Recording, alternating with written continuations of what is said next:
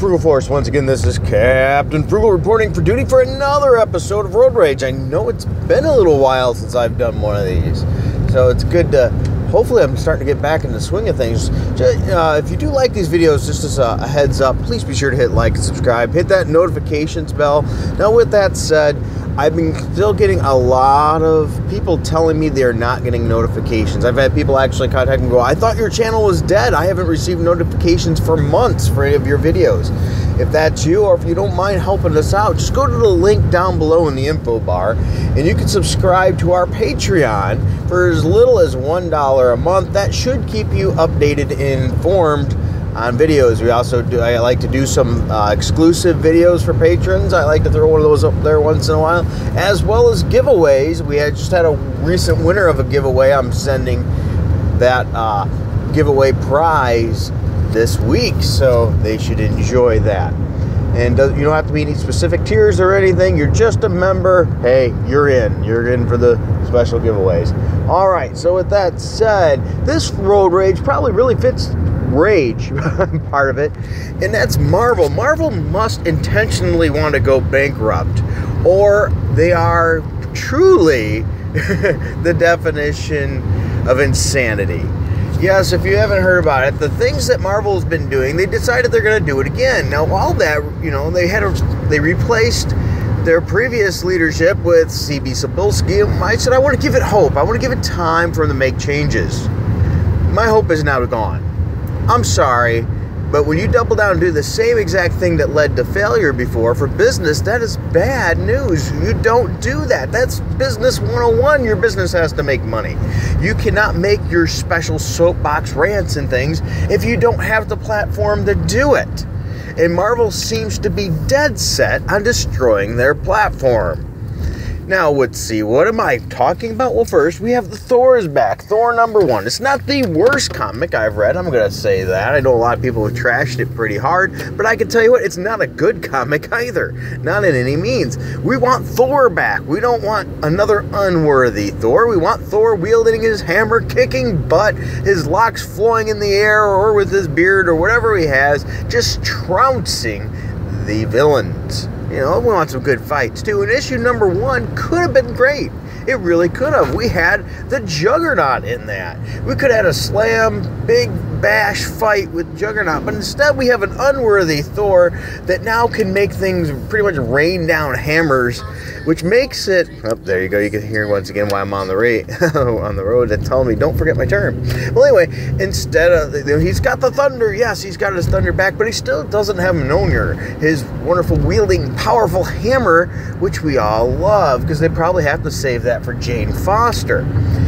Why could they have not given Jane Foster a new hammer? Remember, they did it with Thunderstrike, and Thunderstrike actually sold really well. So you're probably going, well, why was it canceled? That wasn't because of sales, by the way. That was because of new leadership. They said, oh, why do we only want one comic book with each character, so Thunderstrike was cut because of that. Thunderstrike was actually selling well. So they could give the hammer back to Thor and give a new hammer, have a new one made in respect from Odin, similar like they did Thunderstrike, to Jane Foster. But no, Thor is still unworthy. So we have another book where Thor isn't worthy. He has different weapons then that are, you know, aren't his classic, so he's not the power level really that he was. Why? Because we have to make it all women now, I guess. Because, you know, remember, comics is a guys club now, evidently. That has to be fixed. And granted, it's always skewed towards guys because that's what the market is. And once again, you need your market to survive. The women that did tend to read it because of what they like in the products that are out there. Should there be female-made products? Absolutely. I think they should target the female segment. But they don't have to do it on the backs of the traditional characters. We don't have to change them significantly to get our way. We need to consider how to retain the current readers and bring in new ones. And if you don't know what I'm talking about, go ahead and watch one of my previous videos where American Dream, I'll probably put that link in the info bar or whatever, some way they can get to it.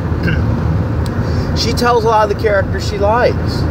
You know, Batman, Spider-Man, amazing, they're men. She plays around the house saying she's Superman, and she knows of Supergirl. That tells you something right there. The character does not have to look like you or even be the same gender for you to like it. So now let's go on to the next part of my rant. Iceman and the Wasp. Now I can sort of see why bringing the Wasp back with the movie Ant-Man and the Wasp might be a good idea. But once again, this isn't the same Wasp. This isn't Janet Van Dyne. It's a completely different person. So even if that gave somebody the glimmer of a thought after watching that movie, hey, let's go to a comic shop, because, you know, I can't find my comics in normal retail stores and things where it'd be, you know, easy to pick up and to grow my market. No, I have to go to a specialty shop out of my way to do that, and I pick up the Wasp and find out this is nothing like the character in the movie that I just watched. Oh, another disconnect, if you will. But it goes even farther in the insanity pool, because not only the Wasp, they're bringing back the they're bringing back Iceman. Now, I like Iceman. Sure, I gave his book a shot, even though it was ridiculous turning him gay in a moment's notice. That made no sense and completely bucked his history. Once again, I'm going to be getting comments, I'm sure, calling me a homophobe because of that, which is not true.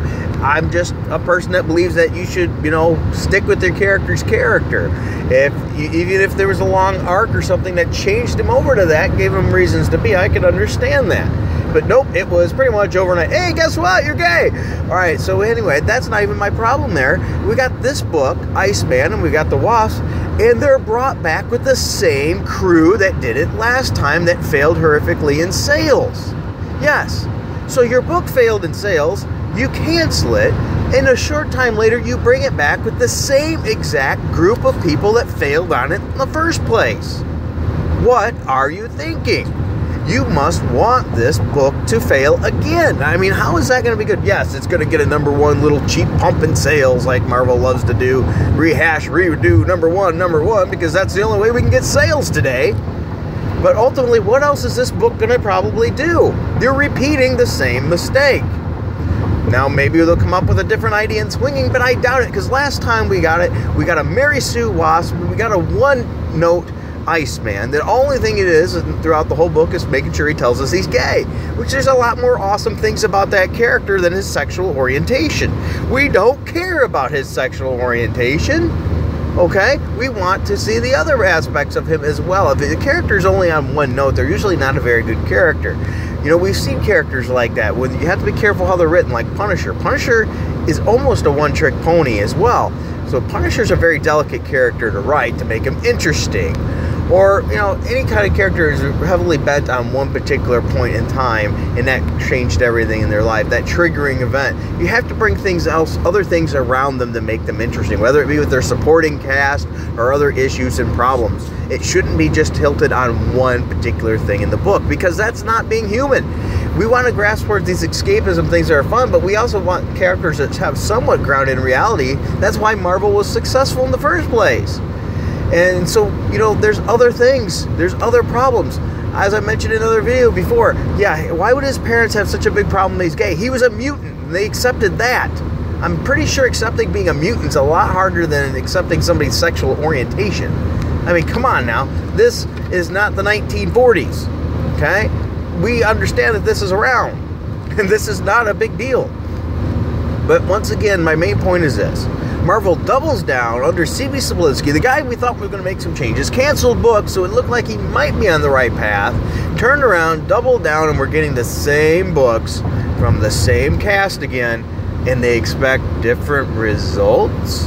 Huh.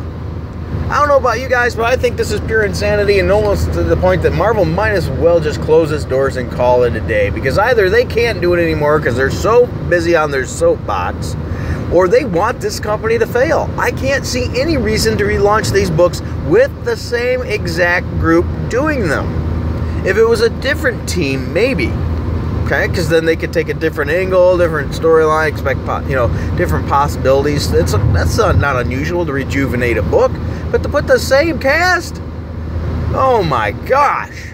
All right, guys. Well, that's my thoughts, not yours. What are your thoughts on this? Am I too hard on Thor? Am I too hard on these relaunches? Am I wrong? Or do you think, yeah, Marvel's finding ways to not only shoot themselves in one foot, but then they reload their gun and shoot themselves in the other while whining about gun control? Ah, fun rants. All right. So I hope you enjoyed this video. Until next time, keep it frugal.